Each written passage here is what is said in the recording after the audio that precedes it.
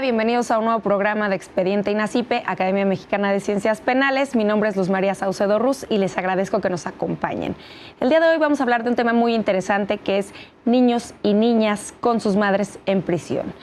Para hablarnos de este tema nos acompaña la doctora Corina Giacomello, quien es profesora investigadora del Instituto Nacional de Ciencias Penales.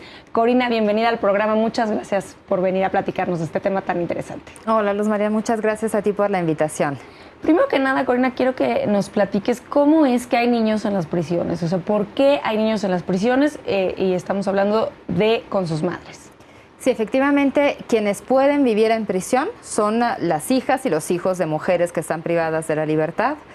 Y la razón por la que se encuentran en la necesidad de vivir en la cárcel con sus madres depende de distintos factores y de distintas situaciones. En primer lugar, una mujer que entra a prisión embarazada tiene la facultad, al igual como las que no entran embarazadas, pero bueno, empecemos por ahí, de que su hijo o hijo esté con ella en la cárcel, básicamente para fomentar el vínculo materno-filial, para no generar una separación del niño con la madre, pero también porque muchas veces esas mujeres no tienen con quién dejar a sus hijos. Entonces hay una situación de necesidad que nos habla de las circunstancias específicas de esas mujeres y por otro lado también de una falta de políticas de Estado que ofrezcan alternativas.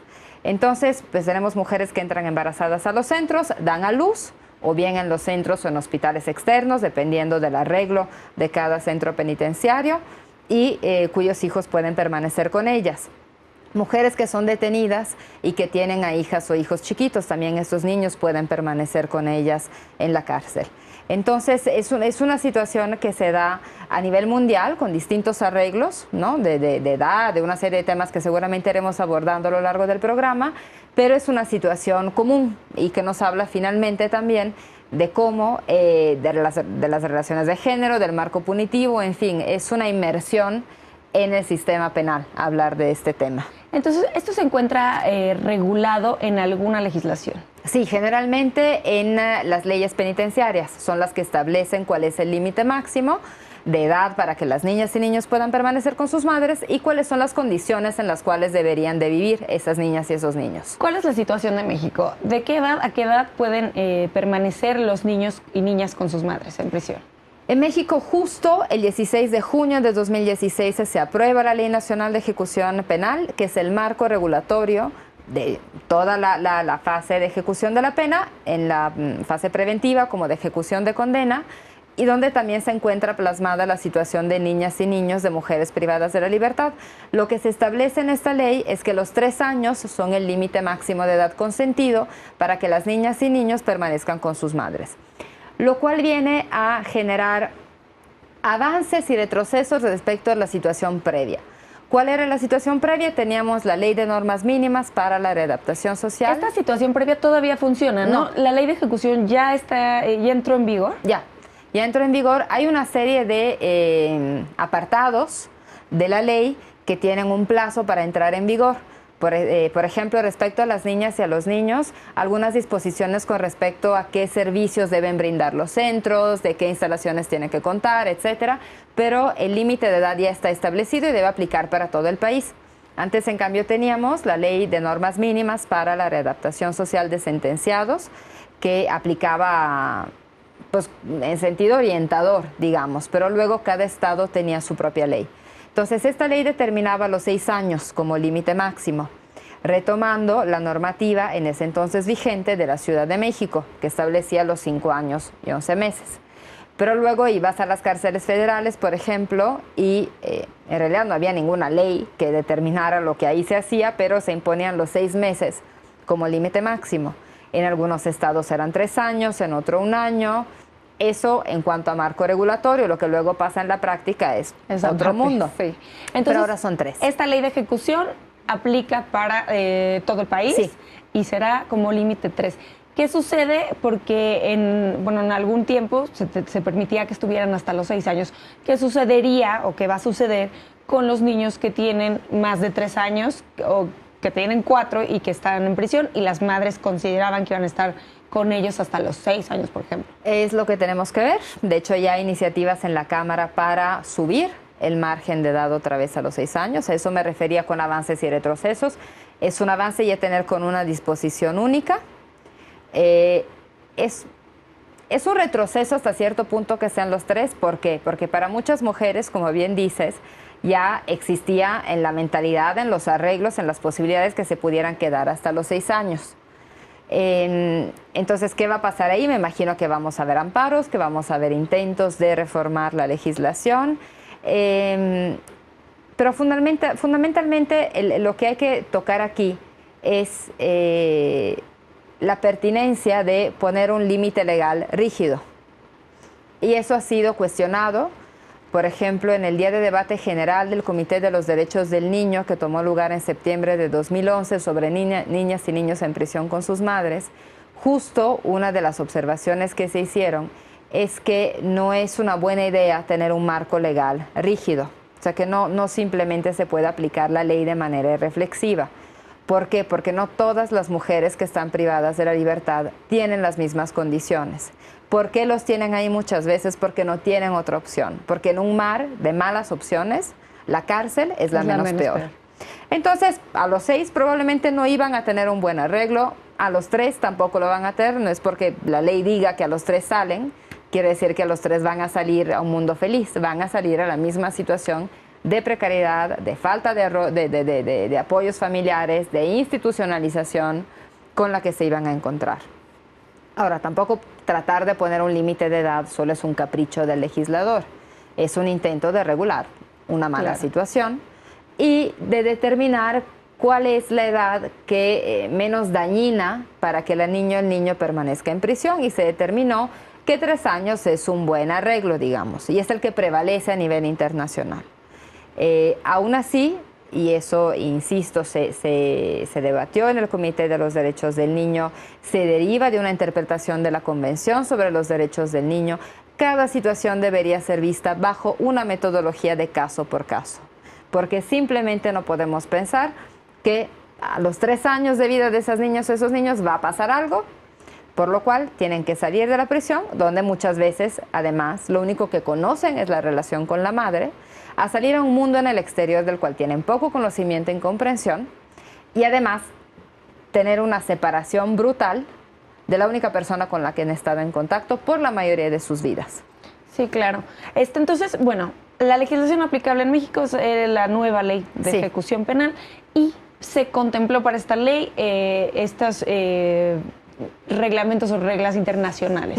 ¿Existe algún otro reglamento internacional que hable de los derechos de los niños en prisión? Sí, por ejemplo, en la Carta Africana de los Derechos de los Niños, el artículo 30 es de los más exhaustivos en este sentido, de los que más toman en cuenta cuáles son las necesidades y derechos de estos niños, donde se contempla esta metodología de caso por caso, a raíz justamente de una interpretación, de 2 interpretaciones de la Corte Constitucional de Sudáfrica. Se emite como obligación de los tribunales tomar en cuenta el interés superior del niño como elemento para determinar una sanción privativa de la libertad. Es decir, ya no verlos como apéndices de sus madres y padres y ver a estos como las únicas personas responsables, sino ya asumirlos como sujetos de derecho que son responsabilidad del Estado. Igual la Convención sobre los Derechos de los Niños hace referencia a las niñas y niños de personas privadas de la libertad, sobre todo al tema de la separación, ¿no?, de la madre o del padre, y por lo que se aboga en general en la arena internacional, también por ejemplo en las directrices sobre cuidados alternos de Naciones Unidas, es por medidas alternativas. Ese es el gran mensaje en general. No es, o sea, el debate aquí no es sí o no en prisión con sus madres, es sí o no esas madres en prisión. Justo ese es otro de los temas que quería tocar contigo. Quisiera preguntarte si las madres que se encuentran en un proceso penal o que ya están por ser sentenciadas, ¿se toma en cuenta su condición de madre? ¿Se toma en cuenta que son madres de niños pequeños o embarazadas para las sentencias o el tipo de pena que se les dé? Y saber si tú considerarías que, o sea, saber si se hace y si tú consideras que debería de hacerse.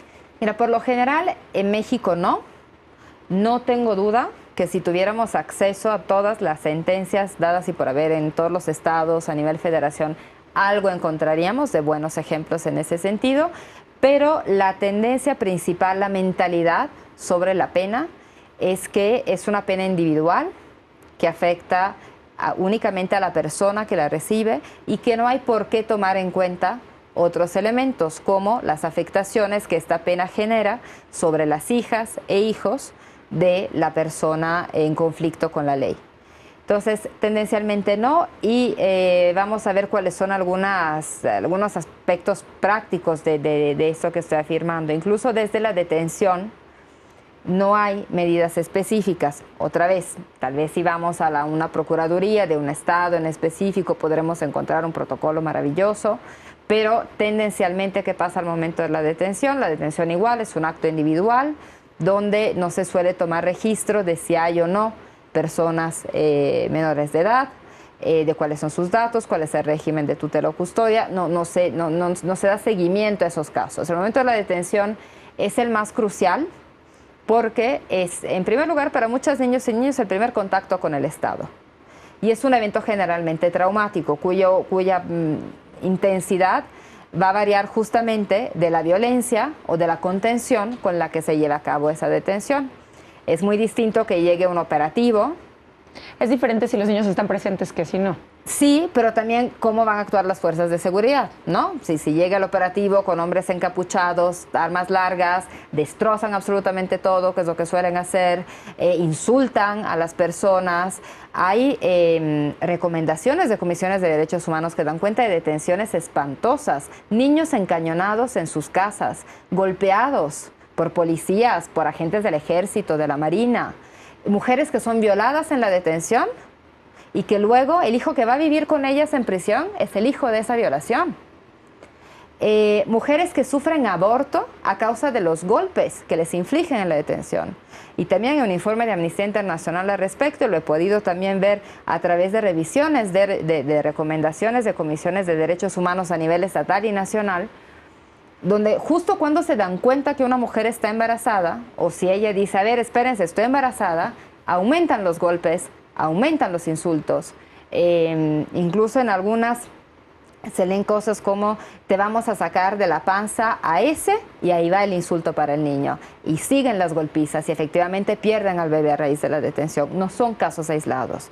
Entonces, no es que solo no se hagan cosas mínimas, como brindar atención psicológica a las niñas y niños en el momento de la detención, darle aviso a la Procuraduría de Defensa de los Derechos de Niñas y Niñas o al Instituto de las Mujeres, por ejemplo, en el caso de mujeres embarazadas, lactantes y demás. No se hace eso, no se toma nota de si, por ejemplo, hay niñas y niños en la escuela al momento de la detención, que van a llegar a su casa, ¿no? Sí. Y no van a saber dónde están sus papás. Y la verdad, el momento de la detención es cuando más se pueden extraviar estos niños y cuando pueden terminar con parientes que incluso los pueden explotar laboral o sexualmente. Es terrible, es el momento más delicado, donde menos atención hay y no solo, donde más violencia hay. El momento de la detención hay más violencia incluso que en las propias cárceles, en contra de las mujeres, o sea, de tortura sexual. ¿Y cuál sería la recomendación? Aplicar protocolos específicos, que la policía tuviera protocolos para actuar en situaciones de que la madre se encuentre embarazada o en el caso de que haya niños pequeños en la detención. Esa sería efectivamente una primera medida práctica. Sabemos que la generación de protocolos de por sí no garantiza ni que entiendan por qué existen ni que los apliquen. No son obligatorios, sí. Pero dan por lo menos una herramienta también, una ulterior herramienta de defensa para la persona que sufre estas violaciones. Por ejemplo, según tengo entendimiento, FEVIMTRA sí aplicaba o aplica detenciones mucho más orientadas también a proteger a la niñez por el tipo de infractores con los que tienen relación, que son generalmente hombres con una familia. O sea, las detenciones toman lugar en la casa, la esposa no tiene la menor idea de que su pareja sea un pedófilo, un pederasta, ahí van a estar los hijos de ese hombre, en fin, por todo el tipo de infractor. Hay todo un apoyo, una atención, un enfoque especial en la detención. También me queda claro que a lo mejor ir a detener a un gran jefe del narcotráfico que tiene un montón de armas, que va a reaccionar con fuerza, o sea, tal vez Seiro sí, no pueda llegar a sí. tocar a la puerta y decir, oiga, fíjese que vengo a buscar a fulano. No, probablemente no.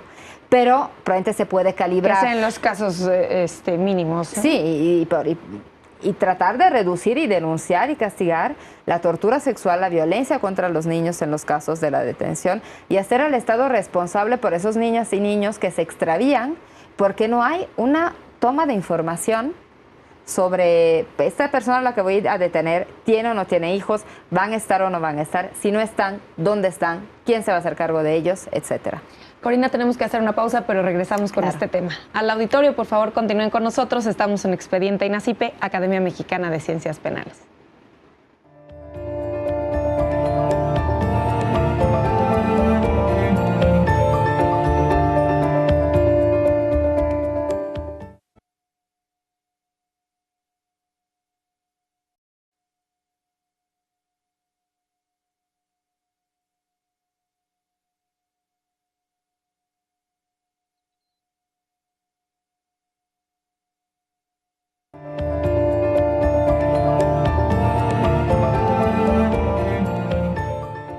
Gracias por continuar con nosotros en Expediente INACIPE, Academia Mexicana de Ciencias Penales.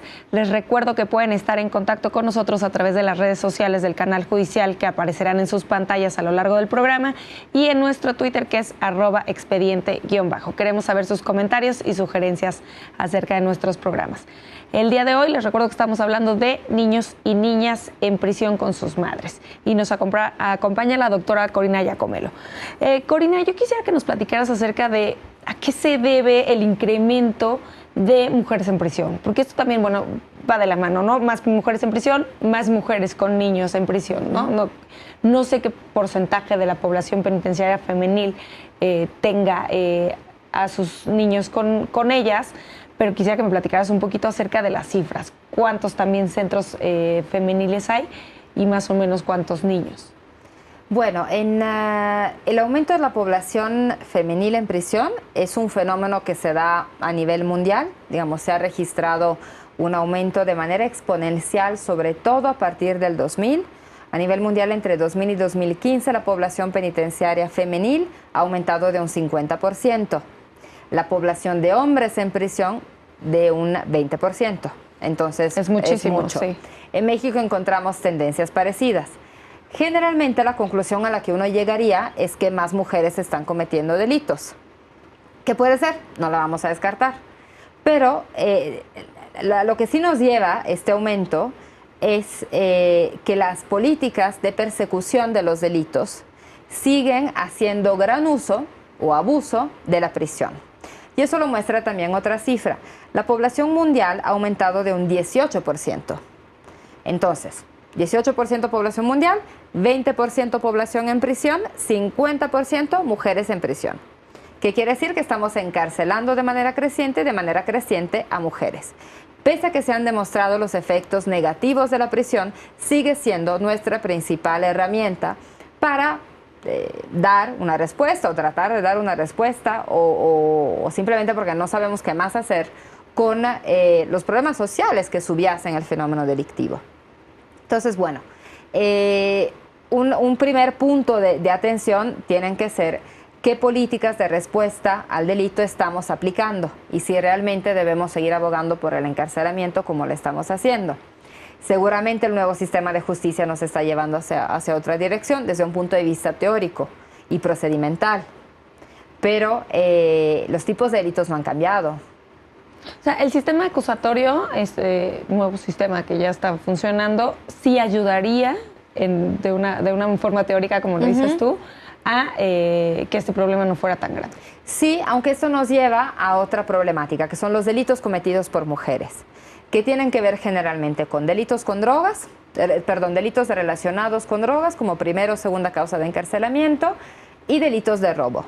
Que eso, bueno, los de drogas son graves, ¿no? Exactamente. Entonces, hay toda una serie de medidas alternativas a la prisión que prevé el Código Nacional de Procedimientos Penales, pero que una vez que los ponemos los empalmamos, los confrontamos con las leyes de drogas, reducen inmediatamente el acceso a esas medidas en libertad, por un lado. Y claro, generalizando, si nos vamos artículo por artículo, pues obviamente es un poco más complejo, pero tendencialmente, como la parte de los delitos no ha sido tocada, no se casan con lo que prevé el Código Nacional para medidas alternas, excepto en un supuesto que es interesante, que es el artículo 166, en el cual se prevén excepciones a la prisión preventiva oficiosa. Recordemos que esta aplica para todos los delitos contra la salud desde nivel constitucional. Ahí se prevé excepciones para mujeres embarazadas y con hijos lactantes. Ahora bien, también la redacción del artículo es poco favorable porque el juez tendrá la facultad de ver si aplica o no esa excepción, siempre que la persona inculpada no muestre algún riesgo de que se pueda fugar y que no represente un riesgo social. Una fórmula extremadamente vaga, sí, claro, que permite cualquier tipo de interpretación. Y además es importante trabajar ese punto con los agentes del Ministerio Público.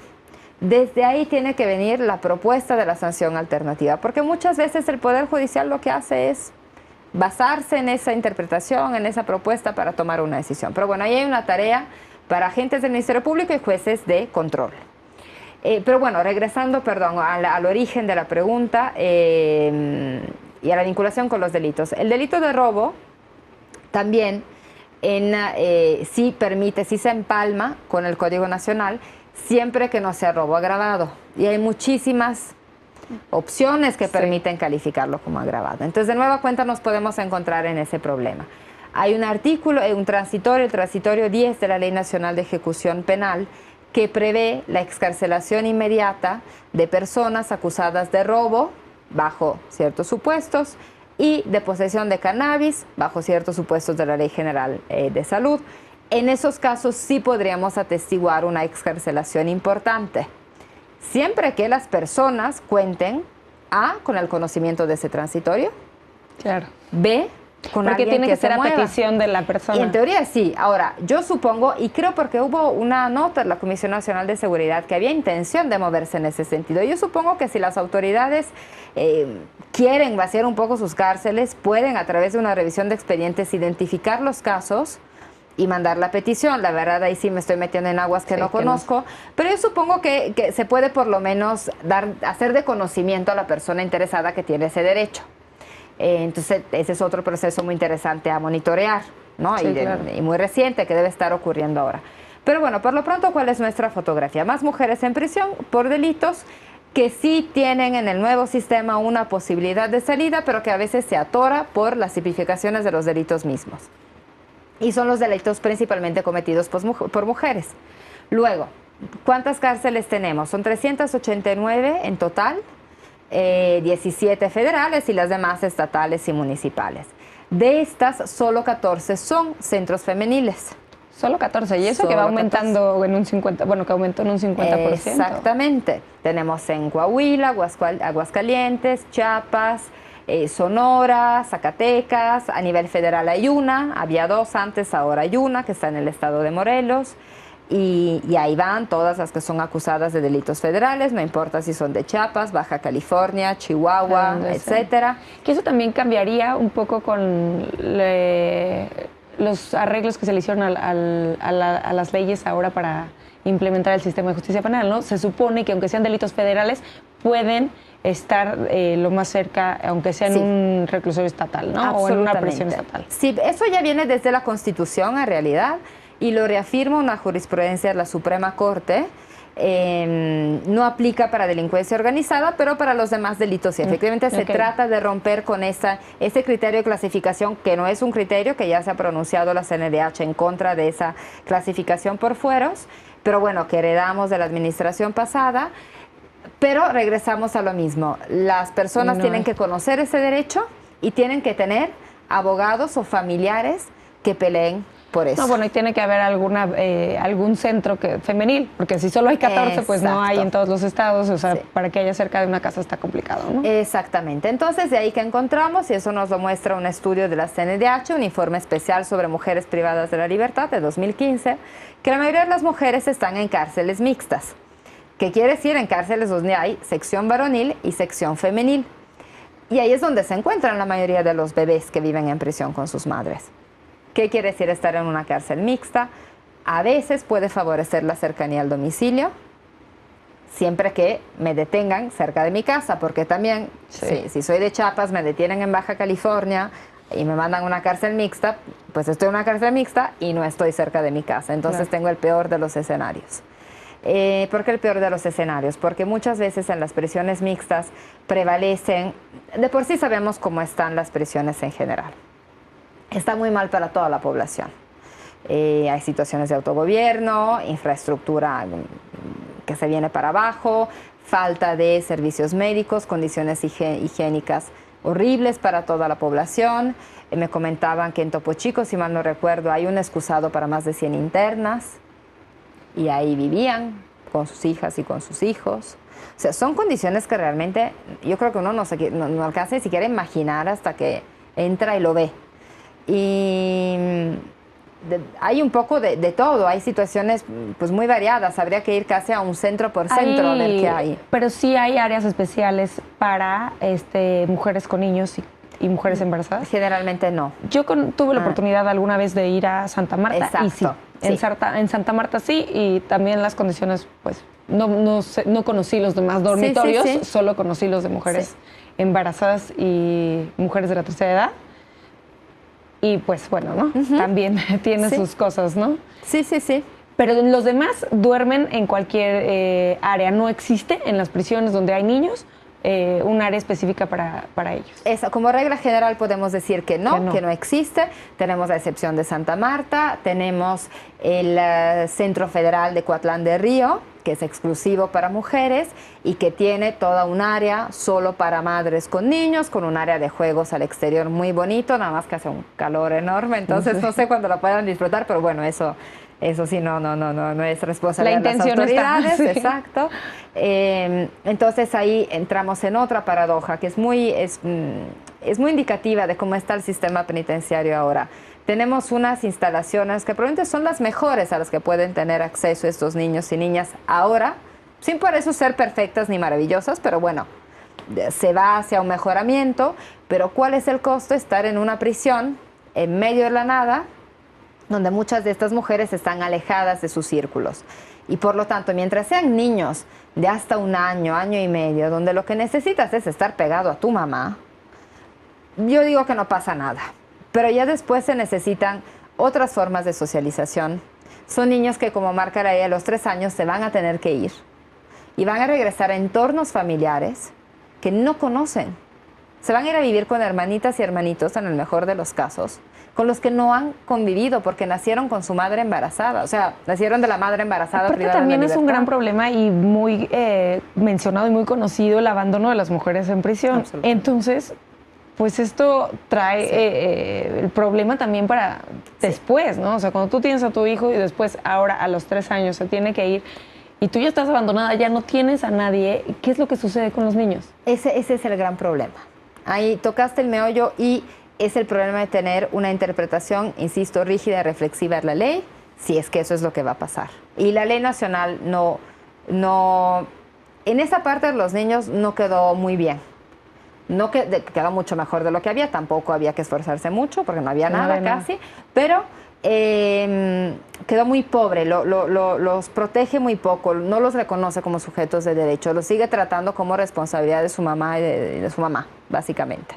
Pero bueno, eso podemos regresar. Pues no pasa nada, llegan los 3 años y se tiene que ir, y lo que prevé la ley es una serie de protocolos, entonces pues habrá que trabajar en protocolos de egreso.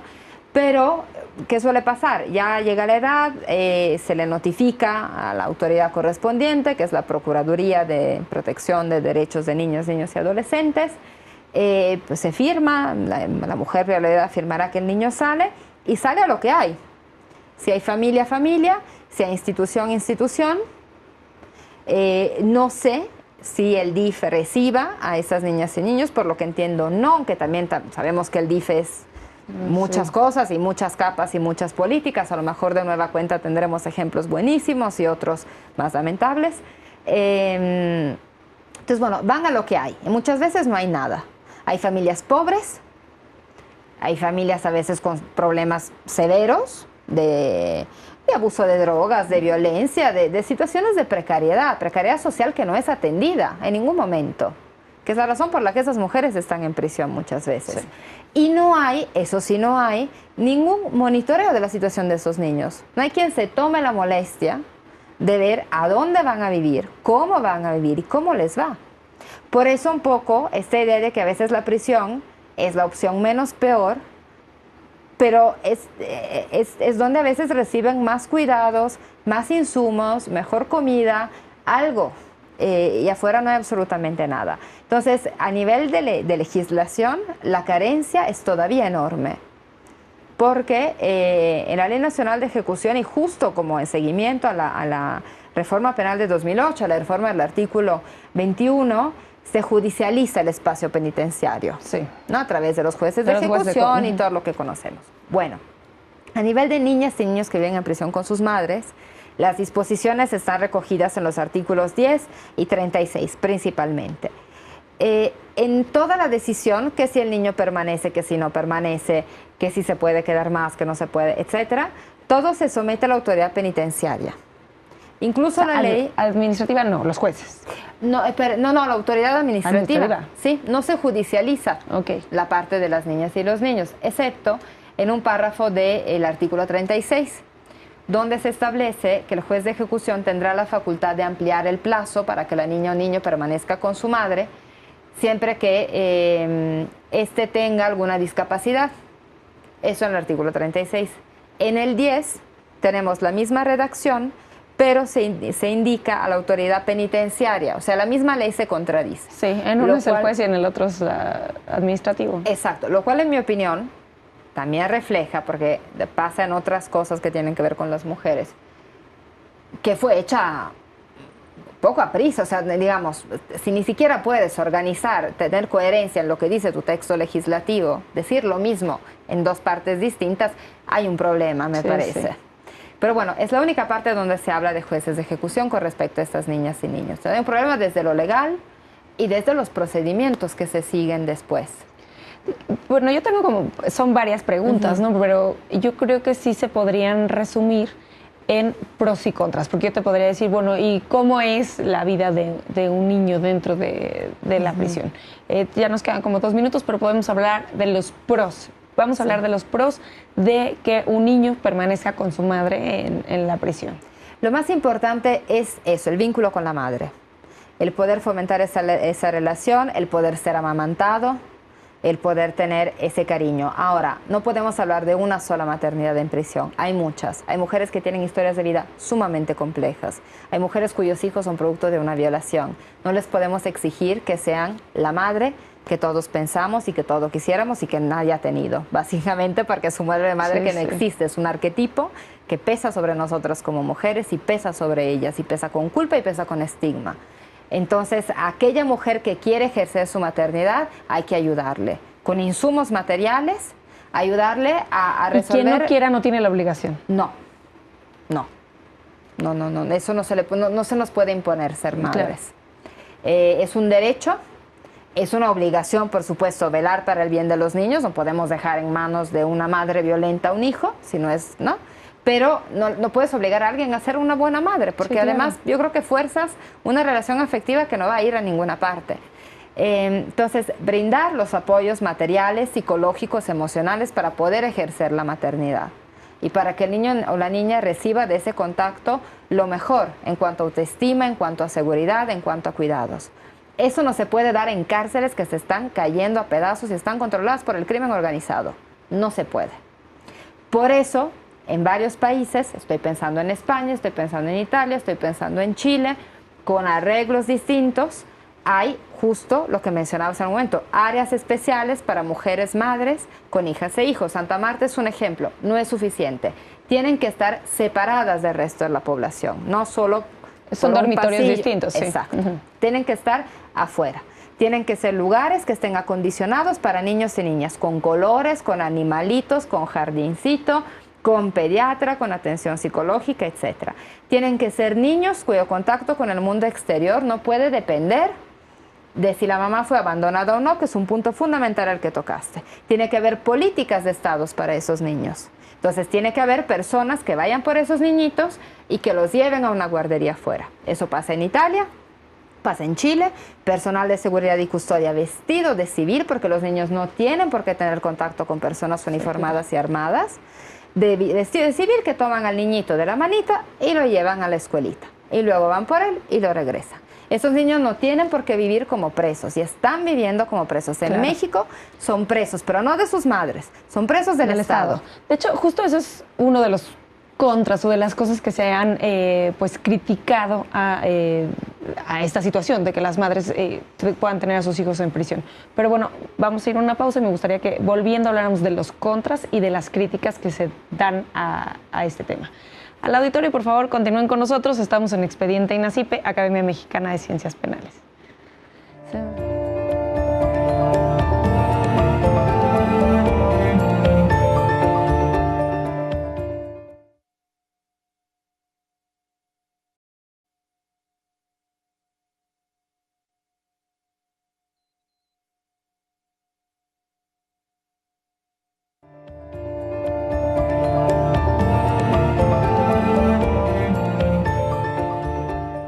Gracias por continuar con nosotros en Expediente INACIPE. Les recuerdo nuevamente que pueden estar en contacto con nosotros a través de nuestro Twitter, que es @expediente_. Los invito a seguirnos y darnos sus comentarios y sugerencias acerca del programa. Les recuerdo también que el día de hoy estamos hablando de niños y niñas en prisión con sus madres. Y nos acompaña la doctora Corina Giacomelo. Corina, antes de irnos a la pausa, estábamos hablando de los pros de que las madres puedan permanecer o que los hijos puedan permanecer con sus madres dentro de prisión. Pero también ahí está la contraparte y ha sido muy criticado el que los niños se encuentren en prisión porque son tratados como presos, viven en prisión sin haber cometido ningún delito, ¿no? Que eso es una de las críticas que se hace. ¿Cuáles tú consideras que son los contras de esta situación o de estas prácticas? Yo creo que efectivamente mientras sigamos encerrando a los niños en la celda con su madre, en celdas para empezar, con su madre que la compartirá con otras mujeres privadas de la libertad y con situaciones muy diversas, en cualquier espacio, ¿no? O sea, en el reclusorio, igual que su mamá, los contras pueden ser muchos y los vemos en varios estudios empíricos. Así como estar en prisión puede constituir una experiencia de cuidado y afecto, se puede convertir en una experiencia de aprendizajes y experiencias violentas, de descuido, de tener contacto con abuso de drogas, por ejemplo, o incluso antes se acostumbraba, ahora ya la ley lo prohíbe, a ver si se aplica, que los niños acompañaran a sus mamás en la visita interreclusorios íntima. O sea, iban a la cárcel del papá, aquí en la Ciudad de México, cuando tenían a los dos privados de la libertad, ¿no? Vivían con la madre, iban a la cárcel del padre y estaban en la íntima. O sea, deja que vieran a sus papás tener relaciones, pero eso, que me parece terrible, era lo de menos, porque hay violencia familiar, hay uso de drogas, hay golpe, hay de todo. Sabemos por un estudio que publicó INACIPE, Presos Invisibles, que está basado en Santa Marta, incluso los niños son explotados laboral y sexualmente. Dentro de la prisión. Y los custodios lo saben, que eso es lo peor. Pero siempre hay que tener cuidado cuando vemos estos aspectos, no hacerlos menos, no minimizarlos, desde luego, pero sí no verlos como un asunto de lo que yo defino un falso debate, niños sí o no en la prisión.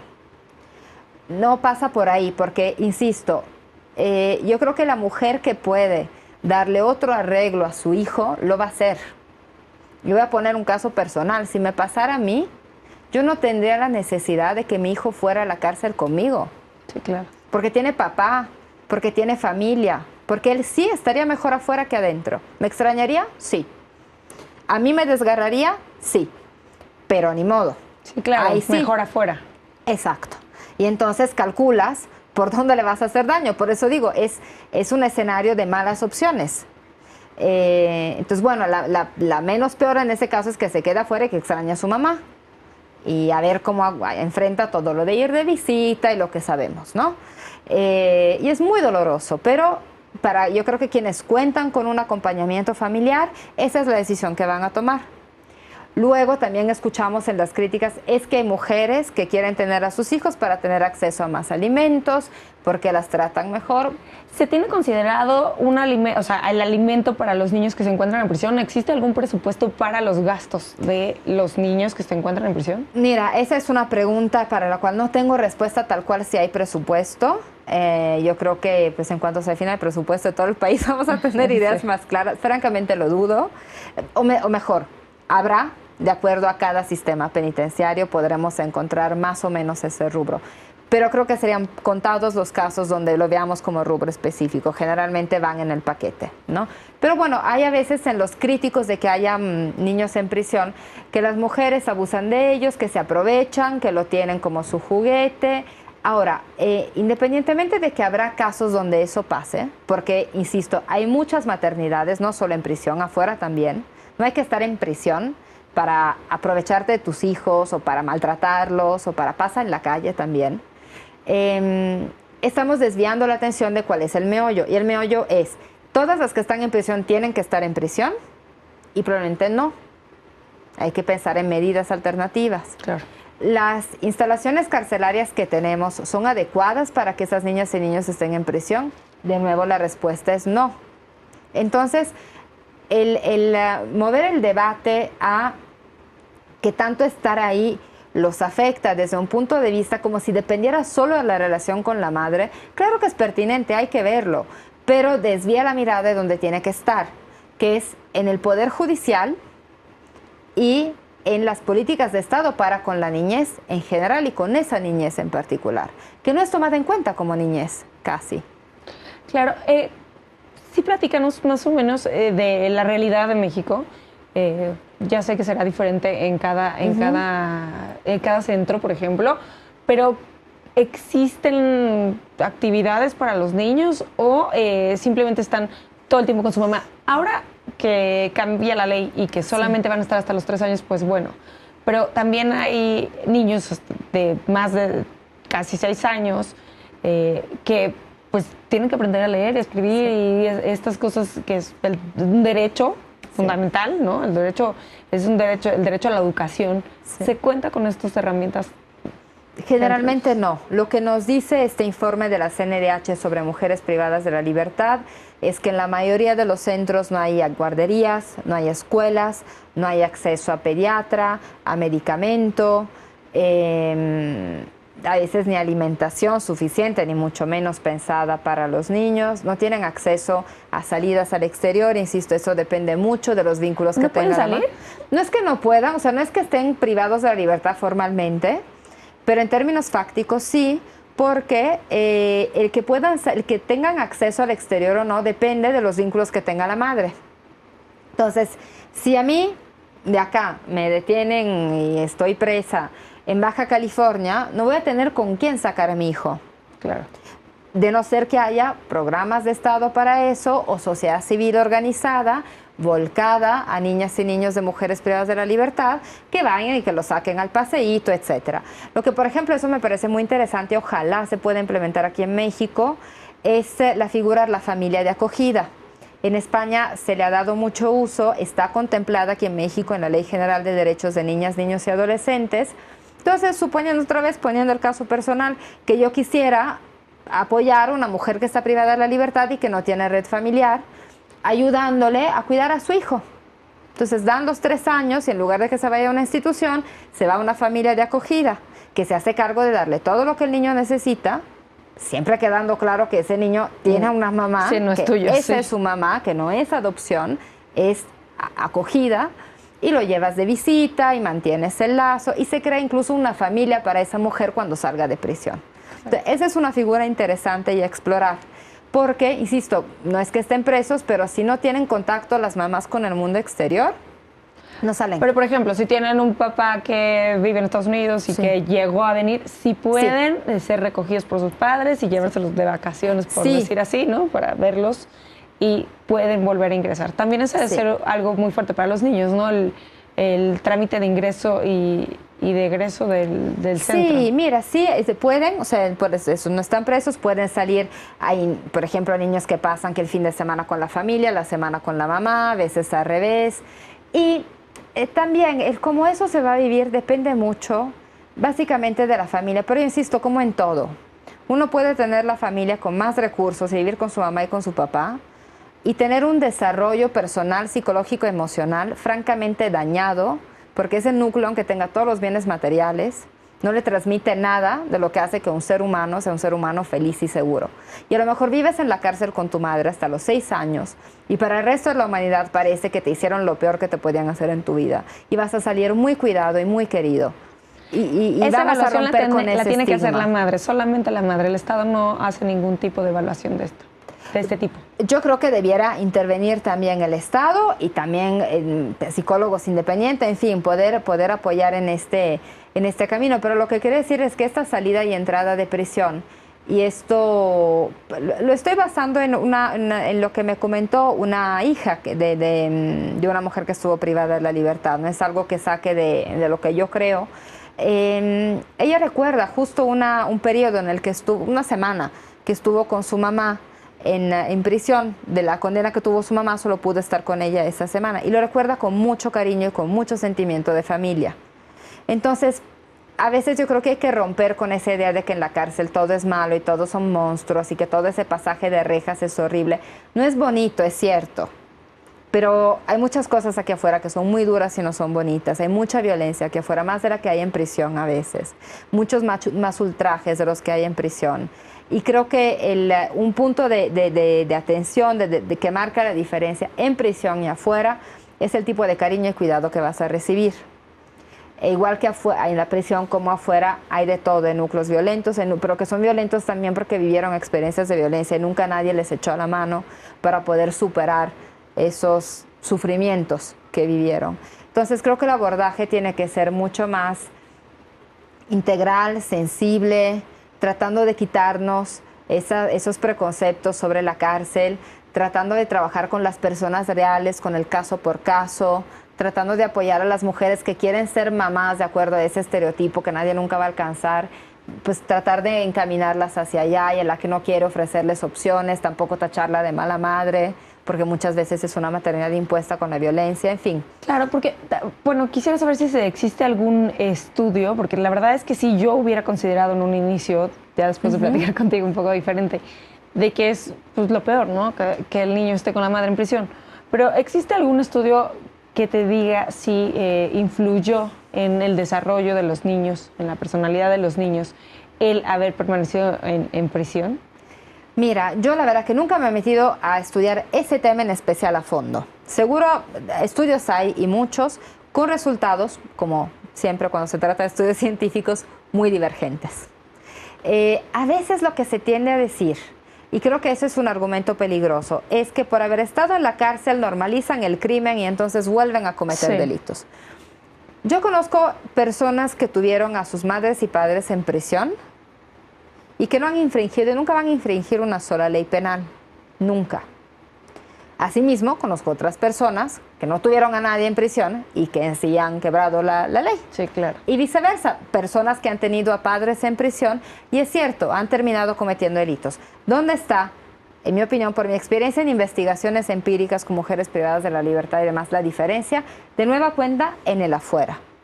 Lo que puede influir más es la normalización de la prisión en general, por todo el medio en el que te desenvuelves, no solo porque tu mamá o tu papá está preso. Porque también, a ver, si vienes de una colonia donde hay mucho tráfico de droga, violencia familiar, impunidad, policía corrupta, eso lo vas a aprender desde que creces. Y es mucho más difícil de romper con esa normalización que si entras de visita a un centro penitenciario una vez a la semana, o incluso si vives ahí. Porque así como hay niños y niñas que en prisión viven y ven situaciones difíciles, también hay otros que son muy cuidados y se convierten en el niño de todas las internas y procuran mucho para que no se enfrenten a situaciones de violencia o que los pueda impactar. Entonces, de nuevo, es un caso por caso y depende de esas situaciones de afecto. Yo creo que el lugar del que proceden, la misma comunidad, a veces es la que más puede favorecer la normalización del delito. ¿Pero por qué? Porque también estamos normalizando la exclusión social, la damos por hecho. Nuestros 50 y pico % de pobres ya es como parte del palomear, no va más allá. Entonces, creo que otra vez esos estudios pueden arrojar datos importantes para intervenciones psicológicas con estos niños y niños, pero no pueden determinar una política pública ni un debate. Se tiene que ver caso por caso. Sí. Corina, nuestro tiempo se está terminando y quisiera que nos hiciéramos algún par de conclusiones acerca de cuáles son los retos en México en este tema, ¿no? En el tema de la convivencia de los niños con las madres en prisión. Bueno, en términos legislativos, tratar de mejorar la ley nacional, que quedó muy bien, pero se puede mejorar en este sentido. Evaluar la pertinencia de poner a estas niñas y niños como sujetos de derecho bajo la protección de los jueces de ejecución y jueces familiares, no bajo la autoridad penitenciaria. Ahora sí, implementar a todo motor el artículo 10 y 36, aunque un transitorio determine como plazo máximo 1 año y 2 desde la aprobación de la ley.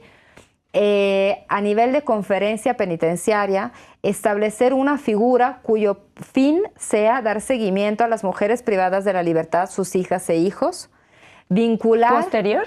Durante la ejecución, vincular bajo el precepto el principio de corresponsabilidad a las procuradurías de defensa, de protección de niñas, niños y adolescentes, así como a los institutos de las mujeres, que se involucren desde la detención. ¿Qué pasa? ¿Cuál es la historia de esta mujer? ¿Cómo la podemos ayudar? ¿Cómo intervenir en prisión?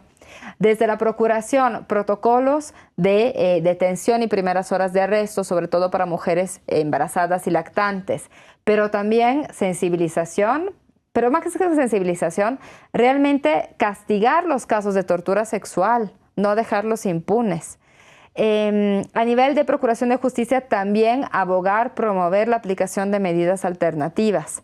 El sector de impartición de justicia tiene un papel enorme. No pueden seguir actuando como si la pena fuera algo personal, es trascendental. Incorporar el interés superior del niño en sus resoluciones. ¿Y desde la sociedad? Son algunos. Y desde la sociedad, tratar de trabajar con esta población, romper el estigma, desde luego, sobre todo en el sector educativo, y también tratar de dar pie a esas figuras que existen, como la familia de acogida. Asomémonos a ver a quién podemos ayudar, que está en prisión, que tiene que sacar a su hijo de ahí y que no tiene con quién dejarlo.